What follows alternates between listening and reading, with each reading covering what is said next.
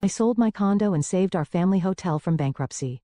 But at the staff meeting, my parents announced my brother as CEO. Claire, he's more of a leader, my mom said. Ryan smirked. I didn't fight back. I made a call that left them stunned. What do you mean Ryan will be CEO? I'm the one who saved this hotel. My voice echoed through the newly renovated lobby, bouncing off the modern mountain-inspired decor I'd spent months perfecting. Mom's dismissive wave felt like a slap in the face. Claire, honey, your brother has more natural leadership ability. You're too detail-oriented, she said, as if explaining something to a child. That's when Ryan strolled in, hands in his pockets, wearing that smug smile I'd seen since we were kids. Hey sis, don't take it personally. Someone needs to handle the day-to-day stuff while I focus on the bigger picture. My name is Claire Anderson, and at 52 I never thought I'd find myself fighting for recognition in my own family's business. After 20 successful years in hotel management in Chicago, I'd given up everything to come home to Colorado and save our struggling family hotel. The irony? I was the only one with actual hospitality experience, while my younger brother Ryan had bounced between jobs, never holding one for more than a year. Here's what really gets me. 8 months ago, my dad called me in tears saying they were weeks away from bankruptcy. I didn't hesitate. I sold my condo in Chicago, cashed in my savings, and came home to help. The hotel was stuck in a time warp, dated decor, no social media presence, and reviews that made me cringe. I worked day and night modernizing everything from the reservation system to the lobby furniture. God knows how many nights I spent hunched over spreadsheets, negotiating with suppliers, and training staff. I even used my industry connections to get us featured in travel magazines. And it worked. The transformation was incredible. The Mountain Pine Lodge went from a 2-star nightmare to the talk of the town. Our bookings doubled, and for the first time in years, we were actually turning a profit. Every detail, from the locally sourced artwork to the upgraded amenities, was carefully chosen to create an unforgettable guest experience. But standing here now, watching Ryan smirk while our parents hand him everything I've built, I realized none of that matters to them. The worst part? They're announcing his promotion at tonight's staff meeting, the same meeting where I was supposed to present our record-breaking quarterly results. I can feel the eyes of our employees on me, especially Sarah, our head housekeeper who's been here for years. They all know who really turned this place around. But like me, they're forced to stand here and watch this farce play out, pretending this is somehow normal or fair. Let me take you back a bit to understand how we got here. The Mountain Pine Lodge has been in our family since my grandparents built it in 1971. I basically grew up in these halls, learning every aspect of the business from the ground up. While other kids played house, I was helping Mom with check-ins and watching Dad handle maintenance issues. The hotel was my second home, and I loved every minute of it. But Ryan, he was different. 3 years younger than me, he never showed any interest in the family business. While I was studying hospitality management in college, he was bouncing between majors. First architecture, then business. Finally dropping out altogether to find himself. Mom and Dad never seemed bothered by this. He's just creative, they'd say. He needs time to figure things out. Meanwhile, I was building my career in Chicago, working my way up from front desk manager to regional director for a major hotel chain. Every success I had was met with lukewarm congratulations from my family. That's nice, dear, but when are you coming home? When are you getting married? It was never enough. When Dad called about the hotel's financial troubles, I knew exactly what needed to be done. The place was hemorrhaging money, outdated systems, inefficient processes, no real marketing strategy. The reviews online were brutal. Stuck in the past, needs major updating, not worth the price. It broke my heart to see my family's legacy crumbling. I took a leave of absence from my job in Chicago, which eventually became a resignation, and dove into the rescue mission. The 1 stone month was just damage control, fixing broken equipment, updating the booking system, training staff on basic customer service. I dipped into my savings to replace the ancient carpeting and give the lobby a facelift. Every penny I spent was carefully calculated to maximize return on investment. What really gets me is that Ryan wasn't even here during all this. He was off in Denver, supposedly networking, but really just partying with his friends. He'd show up occasionally for family dinners, make a few vague suggestions about modernizing our approach, and disappear again. Yet somehow, in my parents' eyes, his occasional input was just as valuable as my daily grind. I kept telling myself it would be worth it. That once they saw the results, the improved ratings, the increased bookings, the positive reviews, they'd finally recognize my value. I guess I should have known better. The past 3 weeks have been a nightmare. Ryan struts around like he owns the place, making changes left and right without any understanding of how a hotel actually works. Just yesterday, he decided to cut our continental breakfast service to save money. Apparently, oblivious to the fact that our breakfast ratings are one of our biggest selling points. When I tried to show him the guest satisfaction data, he just laughed and said, Numbers aren't everything, sis. But what really pushed me over the edge happened this morning. I walked in to find him firing Maria, our head of housekeeping who's been with us for 15 years. His reason? She wasn't flexible enough about his new scheduling system. A system that would have left us dangerously understaffed during peak checkout times. I managed to intervene and save her job, but the look of humiliation on her face will haunt me for a long time. I tried talking to Mom and Dad about it. I brought spreadsheets showing our progress, guest reviews praising our recent improvements, even financial projections for the next quarter. Dad just stared at his coffee while Mom patted my hand and said, "Dear, you need to give your brother time to find his footing. He has such wonderful ideas." That's when I saw it. The for sale sign on the old Riverside Lodge while driving home. It was our main competitor for years before falling into disrepair last season. I pulled into the parking lot, my mind racing. The property had so much potential, better views than our hotel, closer to the ski slopes, and a much larger spa space. Sure, it needed work, but I knew exactly what to do with it.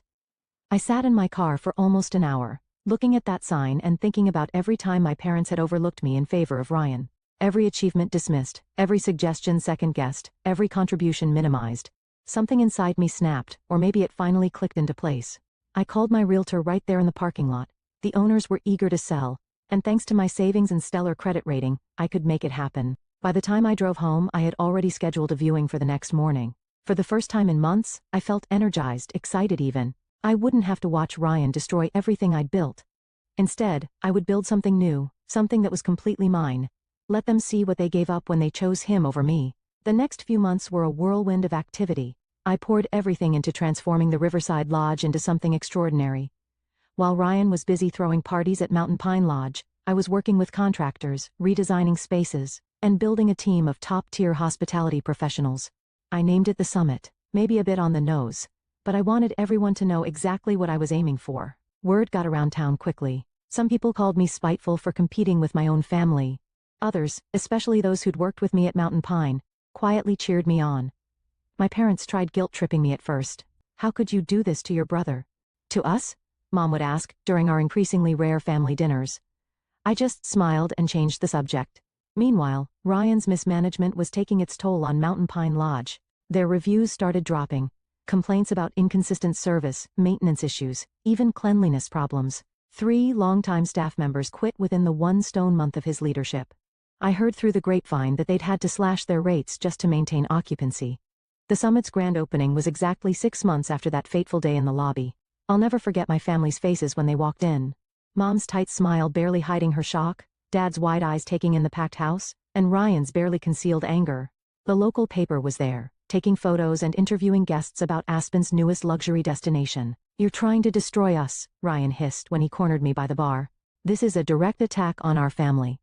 I just smiled and replied, "No, Ryan, this is me succeeding despite our family." The contrast between the two hotels couldn't have been more stark. While Mountain Pine Lodge struggled with basic maintenance, the Summit was making waves with its eco-friendly initiatives and luxury amenities. Every detail I dreamed of implementing at the family hotel, but had been shot down, was now a reality here. From the locally sourced restaurant menu to the state-of-the-art spa facilities, everything was exactly as I'd envisioned. But success brought its own challenges. Other hotels started copying our innovative booking system. Some folks in town, old friends of my parents, started whispering about how I was tearing the family apart. Even some of my loyal guests from Mountain Pine Lodge expressed guilt about choosing sides. The real challenges came rolling in as the Summit gained momentum. My former vendors from Mountain Pine Lodge started getting pressure not to work with me.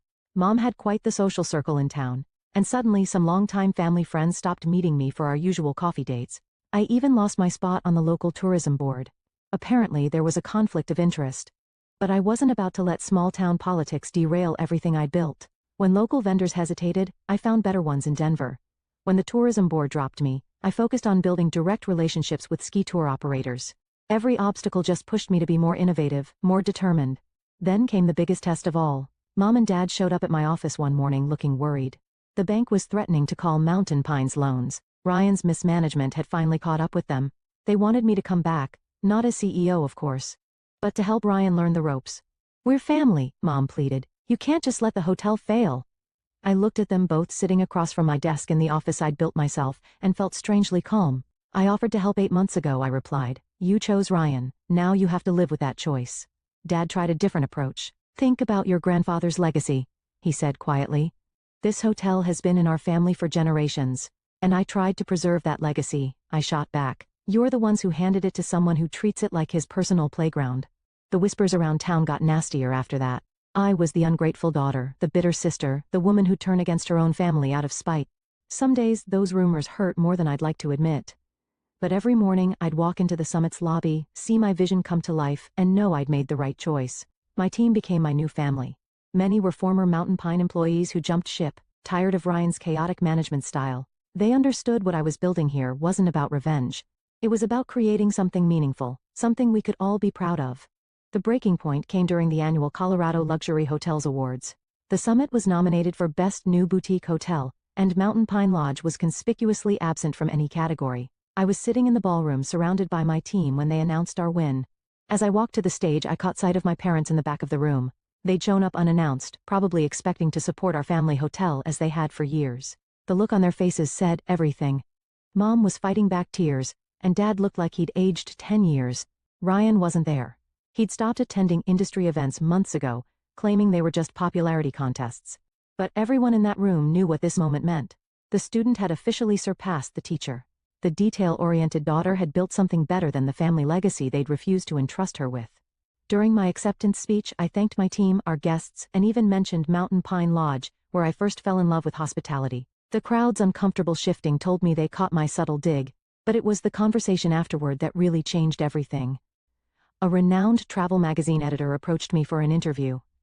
As we talked about the summit's success, my parents hovered nearby, clearly listening. They heard every word as I described my journey, including how being passed over for CEO had motivated me to build something of my own. "Sometimes the best success stories come from being underestimated," I said, loud enough for them to hear. That evening, the magazine editor told me they were naming the summit Best Boutique Hotel in the Rockies in their upcoming issue. The same issue would feature a piece on traditional hotels struggling to adapt, with Mountain Pine Lodge as their prime example. When the article came out, it was like a bomb went off in our small town. Everyone who'd whispered about me being spiteful had to acknowledge the truth. I'd built something extraordinary, while Mountain Pine Lodge was failing not because of me, but because of their own poor decisions. Looking back on everything, it's hard not to feel a mix of emotions. Part of me still hurts from the way my parents treated me, how they brushed aside all I'd done as if it were nothing.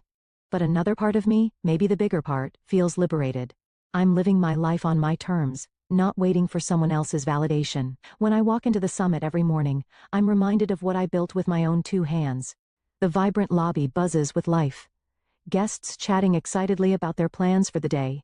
Staff moving efficiently with warm smiles. The faint aroma of freshly brewed coffee mingling with the clean mountain air that drifts in when the doors open. It's everything I ever wanted the Mountain Pine Lodge to be, and seeing it thrive gives me a deep sense of pride. My team at the summit has become my family in ways I never expected. Many of them, like Sarah and Maria, are former employees of my parents' hotel, who left because they saw the same lack of leadership I did. They've been instrumental in making the summit a success, and their loyalty humbles me. Sarah often jokes that she finally feels like her experience and ideas are valued, and I know exactly how she feels. Outside of work, I've started reconnecting with old friends. For years, I was so wrapped up in trying to prove myself to my parents that I let important relationships slip away. Now I'm making time for coffee dates and hikes, rebuilding those connections. Some people from the town who initially criticized my decision to compete with my family have even come around, admitting they admire what I've accomplished. I've also started to find my place within the community again. Hosting events at the summit has helped me re-establish old bonds and even create new ones. Just last month, we held a fundraiser for the local animal shelter in our new event space, and it was a huge success. Seeing people come together for a good cause reminded me why I wanted to work in hospitality in the first place, to create spaces that bring people joy and comfort. But it's not all perfect. There are moments, especially on quiet evenings, when I think about my parents and Ryan. As much as they've hurt me, I wish things could be different. I've caught myself wondering if they've ever truly understood the sacrifices I made to save our family's legacy. Still, I've come to realize that their approval isn't something I need anymore. My success, my happiness, they're mine, and no one can take them away. For so long I lived in the shadow of their expectations, but now I'm finally standing in my own light. It was about 3 weeks after the Colorado Luxury Hotels Awards when my parents finally reached out again. They asked me to come over for dinner, just the 3 of us. I hesitated for a moment, but decided to go.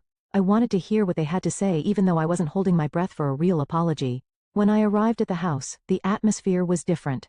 My mom greeted me with a nervous smile, and my dad avoided eye contact, fiddling with his watch the way he always did when he was uncomfortable. Over dinner, they started with small talk. How the weather was unusually warm for the season. How they'd heard about the summit's latest 5-star review. I could tell they were building up to something. Finally, my dad cleared his throat and said, "Claire, we wanted to say we're proud of what you've accomplished." My mom quickly added, "We know we haven't always shown it, but we do recognize how much work you've put in. The summit it's remarkable." I wanted to feel happy about their words, but they landed flat. It felt like too little, too late, especially after years of being dismissed. Instead, I just nodded and waited for what I knew was coming next.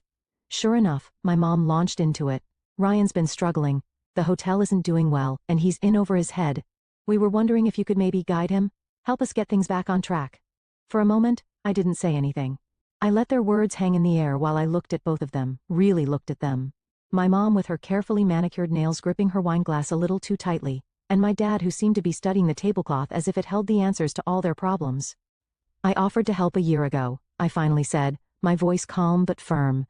"I gave up my life in Chicago to save Mountain Pine Lodge. You chose to put Ryan in charge knowing he wasn't ready, knowing I had the experience to make it succeed. You didn't want my leadership then, and now that things have fallen apart, you're asking me to step in? I'm sorry, but I can't do that." My mom opened her mouth to argue, but I held up a hand to stop her. "I'll give you advice if you want it.